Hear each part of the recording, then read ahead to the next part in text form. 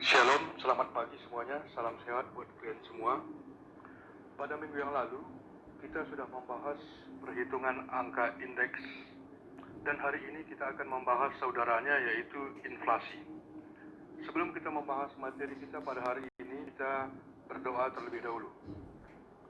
Bapa di surga, Bapa yang kami kenal dalam nama anak-Mu Yesus Kristus, kami bersyukur atas berkat dan kasih Tuhan tetap menyertai kami sampai hari ini.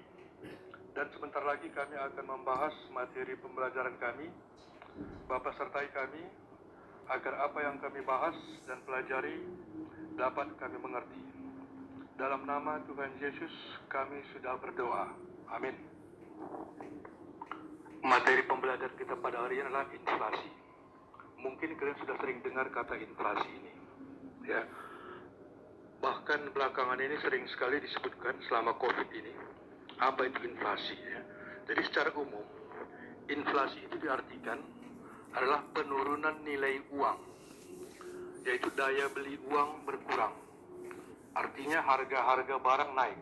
Jadi orang mengartikan ada yang harga-harga barang naik secara umum.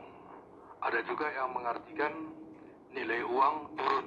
Jadi kedua kata ini sebenarnya sama, karena nilai uang itu diukur dari harga-harga barang.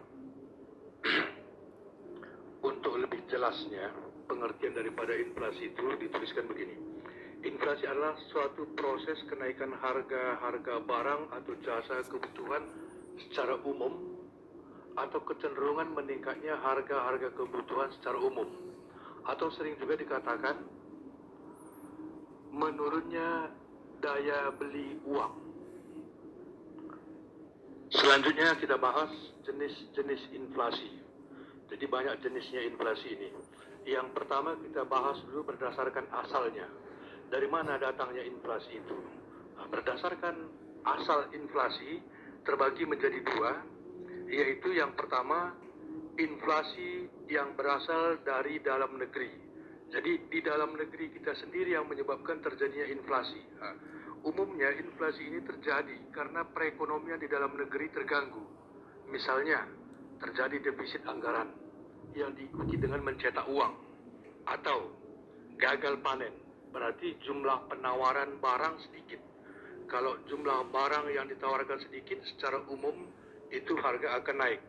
Atau mungkin juga terjadi distribusi yang tidak lancar, misalnya terjadi bencana di suatu tempat, sehingga di tempat itu akan sulit mendistribusikan barang, sehingga penawarannya sedikit dan harga akan naik. Itu dari dalam negeri. Dan ada juga yang berasal dari luar negeri. Inflasi itu terjadi karena di luar negeri sana terjadi inflasi, di mana dari negara tersebut kita membeli barang dan jasa, sehingga harga beli kita naik, dan akibatnya harga jual di dalam negeri juga naik. Jenis inflasi berikutnya yaitu berdasarkan tingkat keparahannya, ya. Jadi seberapa parah tingkat inflasi itu, bagaimana pengaruhnya terhadap perekonomian. Berdasarkan tingkat keparahannya, inflasi itu terbagi menjadi 4. Yang pertama, inflasi ringan, yaitu apabila tingkat inflasi di bawah 10% per tahun. Artinya harga-harga dalam satu tahun itu naiknya tidak lebih dari 10%. Yang kedua, inflasi sedang, yaitu apabila tingkat kenaikan harga-harga pada tahun tersebut antara 10 sampai dengan 30%. Jadi kenaikan dalam tahun itu 10 sampai 30% dia digolongkan kepada inflasi sedang. Kemudian inflasi yang ketiga, tingkat inflasi yang ketiga yaitu inflasi berat. Apabila tingkat inflasi itu sudah mencapai 30 sampai dengan 100% per tahun. Jadi kenaikan harga-harga selama satu tahun itu sudah mencapai 30 sampai 100%. Itu dikatakan inflasi berat. Yang terakhir itu hiperinflasi. Apabila inflasi itu terjadi di atas 100% per tahun. Jadi tingkat harga-harga pada tahun itu naik 100% atau lebih. Jadi mungkin kamu berpikir begini, Pak, apakah nggak ada negara yang tidak mengalami inflasi? Nah, secara umum, setiap negara pasti akan mengalami inflasi. Nah, Jadi seberapa parah inflasinya itu yang menjadi permasalahan. Kalau inflasinya masih di bawah 10%, itu hal-hal wajar saja.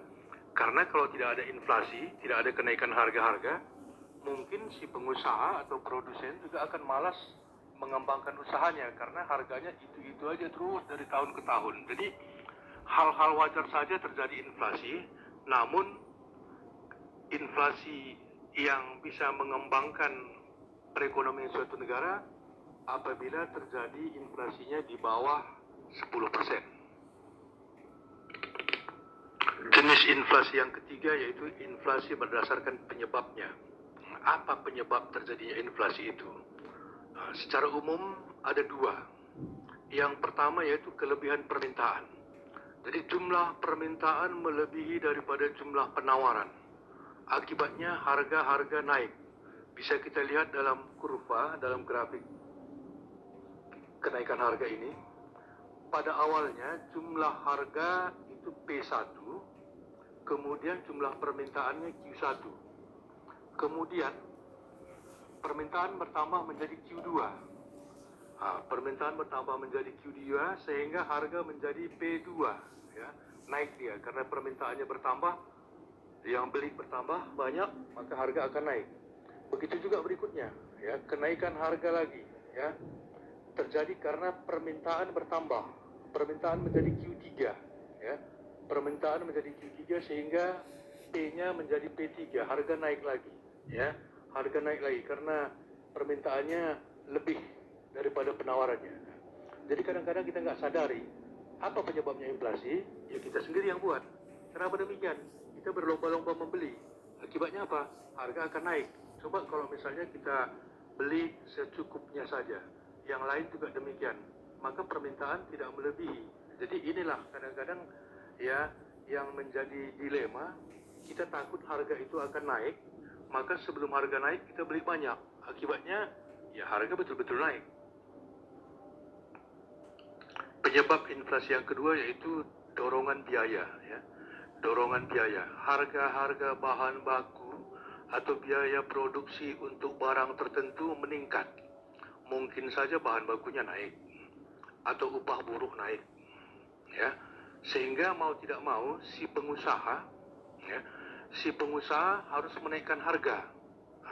Tentu si pengusaha pun sebenarnya nggak menginginkan ini, tetapi karena kenaikan biaya produksi, mau tidak mau si pengusaha harus menaikkan harganya dengan cara mengurangi jumlah penawarannya, ya.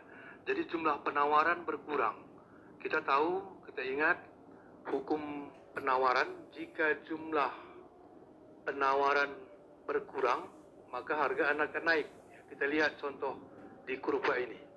Pada awalnya harganya itu P1, ya. Harganya P1, jumlah barang yang ditawarkan Q1, ya. Jadi harga keseimbangannya itu berada pada equilibrium 1, E1, ya.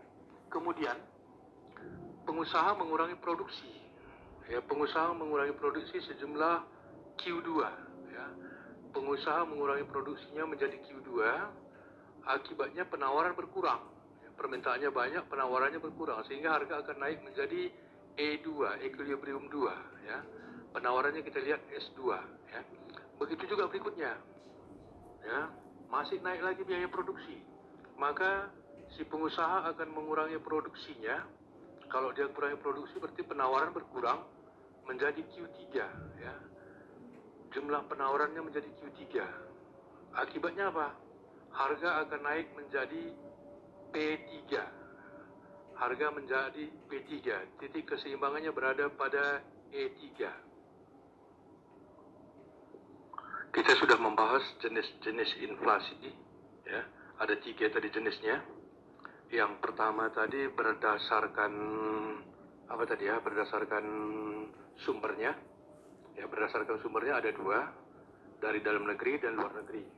Kemudian yang kedua tadi berdasarkan tingkat keparahannya, itu ada 4. Masih ingat kan?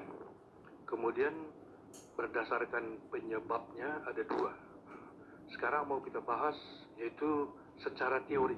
Secara teori inflasi itu diakibatkan oleh apa, ya. Jadi kita bahas satu persatu ini. Ada 3 penyebabnya. secara teori inflasi itu terjadi karena 3 hal, yaitu yang pertama yaitu karena jumlah uang yang beredar, ya. Jumlah uang yang beredar di dalam suatu negara tersebut terlalu banyak. Nah, jadi ukurannya bagaimana? Berapa banyak ukuran yang ideal uang yang beredar dalam suatu negara? Yaitu diukur dari jumlah barang dan jasa yang dihasilkan di negara itu selama 1 tahun, ya. Jadi jumlah uang yang beredar per tahun itu yang ideal adalah sama dengan jumlah nilai dan barang yang dihasilkan selama 1 tahun. Nah, jadi mungkin kamu berpikir begini, Pak, utang luar negeri kita banyak, kenapa nggak kita cetak aja uang banyak-banyak untuk membayar utang itu? Nah, di sini resikonya. Kalau kita cetak uang banyak-banyak, berarti jumlah uang yang beredar banyak, ya. Nilai barang dan jasa yang kita hasilkan bagaimana? Kalau tidak banyak barang dan jasa yang dihasilkan, tentu akan terjadi inflasi yang sangat tinggi, ya. Inflasi yang sangat tinggi artinya harga-harga itu melonjak naik terus, ya. Akibatnya apa? Daya beli masyarakat rendah, ya. Harga barang naik, jumlah uang banyak, dan ini akan dapat mengakibatkan spiral inflasi, yaitu inflasi yang naik terus-menerus begitu. Teori yang kedua yaitu administrasi price. Itu pemerintah untuk barang-barang tertentu mempunyai kewenangan untuk menaikkan harga sepihak tanpa ada kompromi terhadap masyarakat, ya. Jadi kalau pemerintah menaikkan harga tertentu, katakanlah misalnya yang berkaitan dengan produksi secara luas, contohnya kenaikan tarif PLN, ya. Jadi produksi juga akan mengalami kenaikan biaya, ya. Pengusaha-pengusaha tentu harus mengeluarkan biaya-biaya karena untuk memproduksi listrik sangat dibutuhkan. Jadi kalau naik harga listrik, maka akibatnya harga-harga barang juga naik, akan berantai semua nih, ya. Naik tarif listrik, harga barang naik. Kalau harga barang naik, tentu yang lain juga akan diikuti oleh kenaikan-kenaikannya. Jadi inilah makanya kebijakan-kebijakan pemerintah itu sangat hati-hati. Mungkin kamu katakan, wah ini harga listrik ini kok gitu-gitu aja terus, kenapa nggak dinaikkan pemerintah? Sementara kan pemerintah mempunyai kewenangan. Nah, akibatnya itu, nah, jadi terjadi inflasi karena pemerintah menaikkan harga. Teori yang ketiga yaitu supply shock, ya. Artinya peristiwa yang terjadi tiba-tiba dan peristiwa itu menyebabkan perubahan harga dari suatu komoditas atau jasa, ya. Jadi karena suatu peristiwa akibatnya harga-harga melambung tinggi, ya. Peristiwa yang bagaimana itu? Misalnya gagal panen, ya. Gagal panen sehingga jumlah penawaran beras di dalam negeri berkurang banyak, ya. Akibatnya bagaimana? Sama dengan teori hukum penawaran dan permintaan. Kalau jumlah penawarannya sedikit, harga akan naik, ya. Begitu juga misalnya terjadi kenaikan harga minyak bumi. Nah, jadi harga pasar dunia naik. Akibatnya apa? Ini juga akan berdampak luas, ya. Karena minyak bumi ini kan digunakan oleh banyak industri nih, termasuk transportasi dan sebagainya. Nah, atau mungkin juga terjadi bencana alam, ya, seperti kemarin dulu terjadi bencana alam tsunami. Akibatnya harga-harga melambung tinggi karena di daerah-daerah bencana itu terutama, ya, jumlah penawarnya sedikit, harus dimasukkan dari luar. Kemudian kalau mendadak dia tentunya biaya-biaya juga akan ikut naik. Sekian pembelajaran kita pada hari ini. Kalau ada yang kurang jelas, kamu boleh tanya kepada kami, gurumu, guru ekonomi kelas 11, yaitu Ibu Linda dan saya. Kita lanjutkan pembahasan pada hari Jumat, yaitu tentang perhitungan angka inflasi. Terima kasih. Tetap jaga kesehatan, ikuti protokol COVID-19.